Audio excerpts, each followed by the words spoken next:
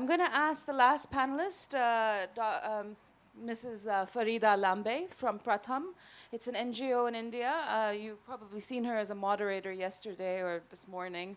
Pratham has been an NGO that's been around for quite some time and has been working on the child labor issue and the education side of it for maybe 20 years, if not more, including being associated with the government of India's national scheme. They had a National Child Labor Project Societies, as they call it, a government of India scheme to end child labor through education. So she's been quite involved in this, and we thought it would be good. You've seen small projects from different NGOs, but to also see something that's a bit sizable in terms of how you can link up with a government program as well to achieve scale of impact. Okay, good evening.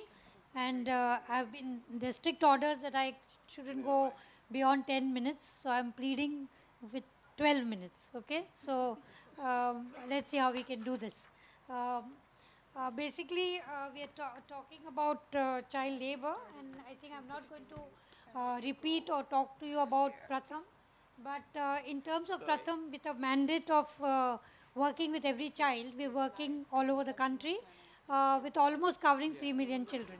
And as a part of the Pratham mandate of every child, we have an entity which is called Pratham Council for Vulnerable Children. The person who's directing operations is here with me, Kishore.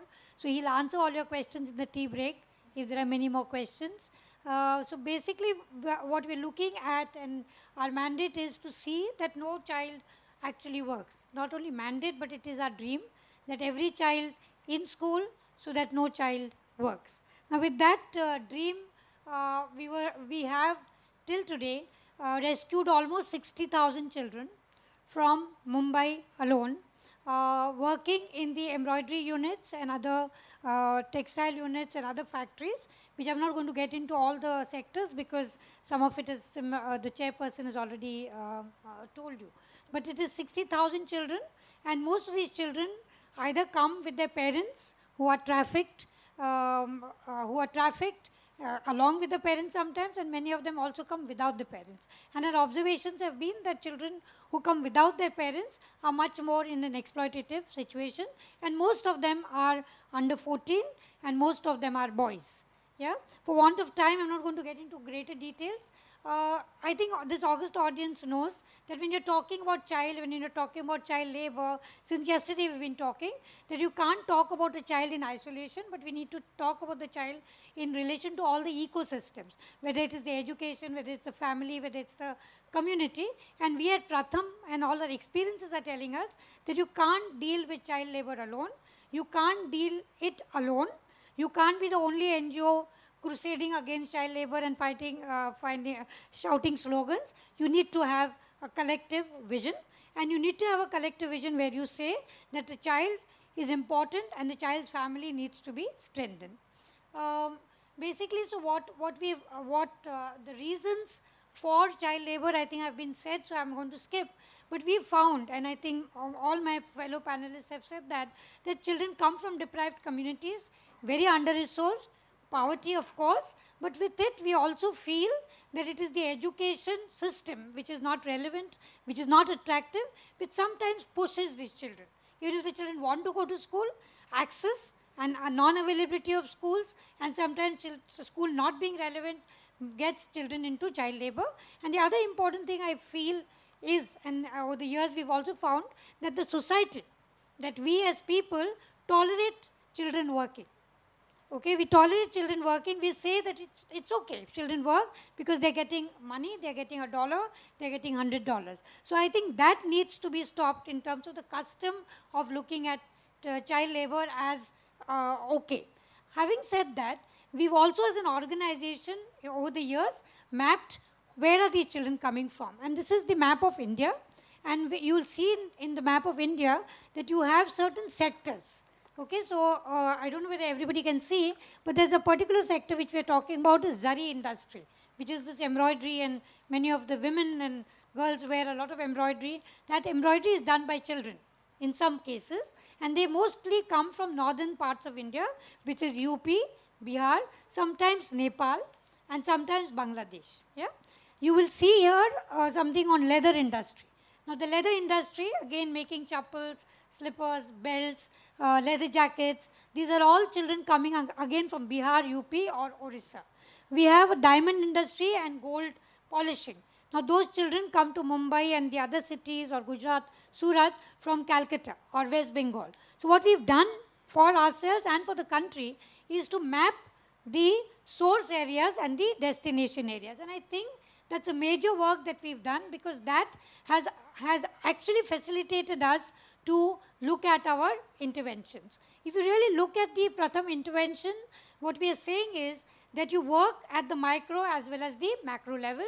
You work with the children and you work with the children and then you come to the advocacy level. And I have this with, in front of you, and I'll explain to you in my next few slides so that I don't repeat myself. When you look at all these programs, where, because when you're looking at a child who's working, why does the child work? Because economically he's not doing well. Children are not in school. So how do you really bring him? And my friend just now said from Myanmar, from Tim, that they have to go to the employers. We have gone through the same thing, that you have to go to the employers and actually beg them to get these children to work, to get educated. And once we kind of know how to do it, we've been able to actually work with the employers and make them the part of the solution rather than only the part of the problem. And I think that is one of the learnings that we've got while working with the employers. So to bring these children together, we have drop-in centers which are in the community. Details can be shared with you later. I think many of you know this. We have residential shelters for children who are extremely vulnerable and who have, whose parents cannot really afford to look at them. We have sponsorship program, because we also feel that sometimes financially, if you look at the girl or if you look at the boy and he wants to go to school, but if you give this, he's able to go to school, and that avoids him from going into child labor. And also we work within the school. What I want to highlight here is the child rights protection desk that we have. We work basically in communities, under-resourced communities, slums, where police and other instruments of law are not always functioning, and they are quite far off. So where does the community go for its redressal? Suppose there's a child abuse case. Suppose there's a child labor case. Suppose there's a child who's disabled. Suppose there's a child who doesn't get admission in the school. What we've really done is that we have a desk like this.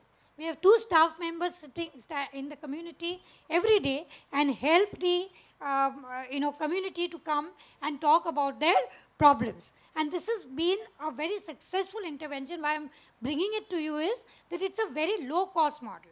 And it can be easily be replicated because the community knows where to go, and you as a social work organization and children also know how their problems can be solved. I just want to take you through this, because what we really feel is that the entire child labor issue is really prevention and remediation.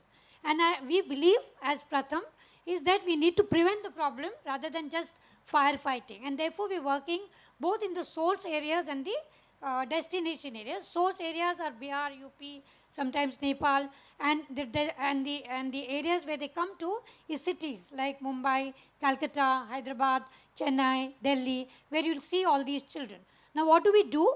We have individual care plans for them. We also have a kind of education plan for them. And we also treat the child in the context of the family, so that we are helping the family to also get a job or also get access to a lot of government schemes which otherwise parents don't do. So and I feel that's again successful as far as we are concerned. We are also preventing, in terms of Kishore and many of our teams, actually work in the high-sending pockets. And these high-sending pockets are again marked by us, whether it's because of the drought, or it is sometimes a famine, sometimes it's a massive earthquake, or sometimes there is just a problem of communication. So we have these high-sending pockets. We have the high-risk families also marked out, and then we work with the village community to create a data. And why I'm saying we, it's not Pratham alone, it's not me, it's not Kishore, it is actually the government, it is also the village community, and it's people within the community, because I believe, and this is true, that once the village decides, once the community decides that my child will not work and he will not leave my village, the child does not leave the village. So I think that's proven. We also work with the education and the social welfare department. I just want to end by saying this, that we have done this, and I'm just again reinforcing this, that we need to have what we call as an interstate coordination, because it's not only in India that we have an interstate migration, but we also now have inter-country. So we have a lot of children coming from Nepal. And Nepal and Bihar, for example, I mean, Kishore will tell you, I can also tell you that when we walk into Bihar and we start walking into the villages, suddenly somebody tells us, "Arey, you are in Nepal." You know, the borders are so kind of fluid. So there are lots of children who come from there, and therefore we need to also look at how both the countries can work together for the children. We also have been successful in not only working with the labor department and the education department, but actually with the police department. Because a lot of our work, which I have not really elaborated, is on rescue, raid, and rehabilitation. And rescue and raid has its own legal tangles, and if you don't have the police with you, as an NGO, you can do nothing about it. And especially when you have in India, we have a very robust, good act, which is the JJ Act, Juvenile Justice Act. So many of our rescues happen with that. We also have looked at Right to Education Act as a tool for elimination for child labor. We don't have time to discuss this, but since yesterday, out of school children are actually a potential child laborers. And if you have your Right to Education Act, which is in India now in place, we could reduce children going into labor. And this is much more easier than to implement the Child Labor Act, which is also being kind of amended. Lastly, I want to say the labor laws and the Minimum Wage Act is also an important act which is going on in the country, because, that we feel that if the families get minimum wages, because that's again a law under the again the labor, that we feel that no poor person, if he really gets good money, he will not want his child to get into labor market. If there are good schools, and if he gets enough money, the families do not want their children to get into labor. And therefore, we are also proposing a Child Labor Act amendment, which is just in the pipeline just now. And finally, I just want to say that there has to be a political will. Whatever you do, means you have to have politicians, you have to have government departments. They have to buy this idea that children cannot work in any country. And we as a society cannot tolerate children working. So my friends, our dream is in the country and in the globe that no child should work, because yours and my child do not work. They all go to school. They go to good schools. And therefore, you cannot have two different options for different kinds of children, because we have to have equity of opportunity. Thank you very much.